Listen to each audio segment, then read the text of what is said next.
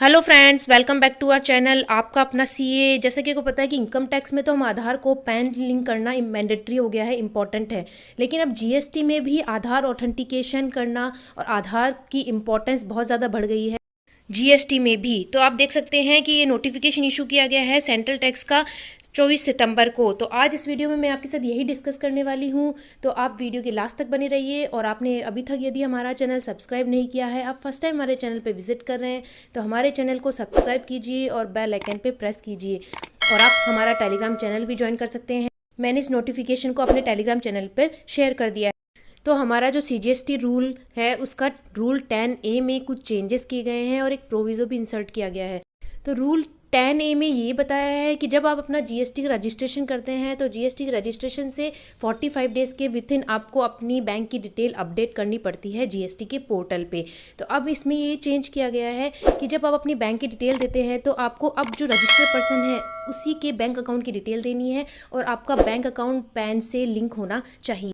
और इसके साथ साथ जो रूल 10A है उसमें एक प्रोविज़ो भी इंसर्ट किया गया है। जैसे कि आप देख सकते हैं, लिखा है provided that in case of proprietorship concern the permanent account number of the proprietor shell also be linked with the Aadhaar number of the proprietor. तो यदि आप एक प्रोप्राइटर है, आपकी प्रोप्राइटर कंसर्न है, तो आपका पैन नंबर जो है वो आधार से लिंक होना चाहिए।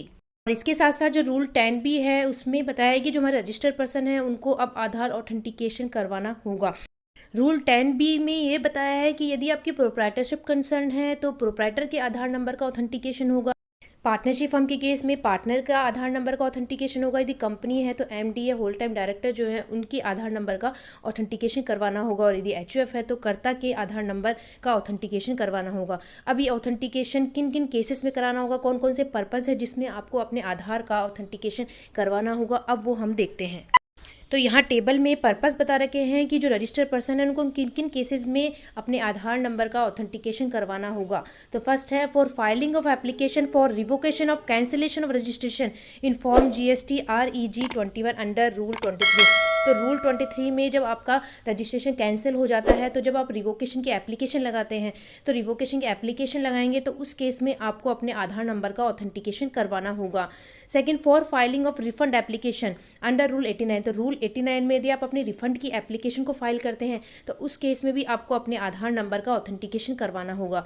For refund under rule 96 of the integrated tax paid on goods exported out of India. तो जब आप अपने गुड्स को एक्सपोर्ट करते हैं तो उस केस में जब आपको आईजीएसटी का रिफंड लेना होता है अंडर रूल 96 में, तो उस केस में भी पर्सन का आधार ऑथेंटिकेशन करवाना होगा। तो इन पर्पस के लिए जो आपका रजिस्टर्ड पर्सन है उनकी आधार नंबर की नीड होगी ऑथेंटिकेशन के लिए, जैसा कि अभी हमने ऊपर डिस्कस किया। और इसके साथ यहाँ पे एक प्रोविज़ो भी इंसर्ट किया गया है। उसमें ये बताया है कि यदि आपके पास आधार नंबर ही नहीं है या आपको अभी तक आधार नंबर असाइन नहीं किया गया है तो उस केस में आपको क्या करना है। यहाँ पे लिखा है provided that if Aadhaar number has not been assigned to the person required to undergo authentication of the Aadhaar number, such person shall furnish the following identification documents namely. First है her his Aadhaar enrolment ID slip. तो यहाँ पर आपने यदि अभी तक आपके पास आधार number नहीं है तो आपको एनरोल कराना तो मैंडेटरी है। आप जब एनरोल कराएंगे तो आपके पास आधार एनरोलमेंट ID आएगा, वो आपको फर्निश करना होगा। तो आधार नंबर तो लेना आपके लिए मैंडेटरी है। And bank passport with photograph और voter ID card issued by election commission of India और पासपोर्ट और driving licence issued by the licence authority. तो इन चारों ऑप्शन में से आपको एक डॉक्यूमेंट फर्निश करना होगा। तो जीएसटी में आपको आधार ऑथेंटिकेशन करवाने की नीड है, लेकिन अभी आपको आधार नंबर असाइन नहीं हुआ है तो आपको जो आधार एनरोलमेंट ID की स्लिप मिली है वो और ये जो 4 डॉक्यूमेंट दे रखे हैं इनमें से एक डॉक्यूमेंट यदि आप फर्निश करते हैं तो आपका आधार ऑथेंटिकेशन हुआ माना जाएगा। लेकिन नीचे एक प्रोविज़ो और बताया गया है कि provided further that such person shell undergo the authentication of Aadhaar number with in a period of 30 days of allotment of the Aadhaar number. तो जब आपको आधार नंबर अलॉट हो जाता है तो अलॉटमेंट के 30 दिन के भीतर भीतर आपको अपने आधार का ऑथेंटिकेशन करवाना होगा। तो जीएसटी में जब रजिस्ट्रेशन करते हैं उस समय तो आधार ऑथेंटिकेशन कराने की नीड थी। अब इस नोटिफिकेशन को इशू करके जो रूल 10A है उसमें भी चेंज कर दिया है, प्रोविज़ो ऐड कर दिया है और रूल 10B को भी इंसर्ट कर दिया है, जैसे कि अभी हमने डिस्कस किया। तो इस तरह से आधार ऑथेंटिकेशन करवाना अब बहुत ज़्यादा इम्पॉर्टेंट हो गया है हम सभी जीएसटी टैक्स पेयर्स के लिए। तो इसी तरह के लेटेस्ट अपडेट मैं आपके लिए लाती रहूँगी। आपने अभी तक यदि हमारा चैनल सब्सक्राइब नहीं किया है तो हमारे चैनल को सब्सक्राइब कर लीजिए और बेल आइकन पे प्रेस कर लीजिए और आप मेरा टेलीग्राम चैनल भी ज्वाइन कर लीजिए। मैंने अपने टेलीग्राम चैनल का लिंक डिस्क्रिप्शन बॉक्स में डाल दिया है।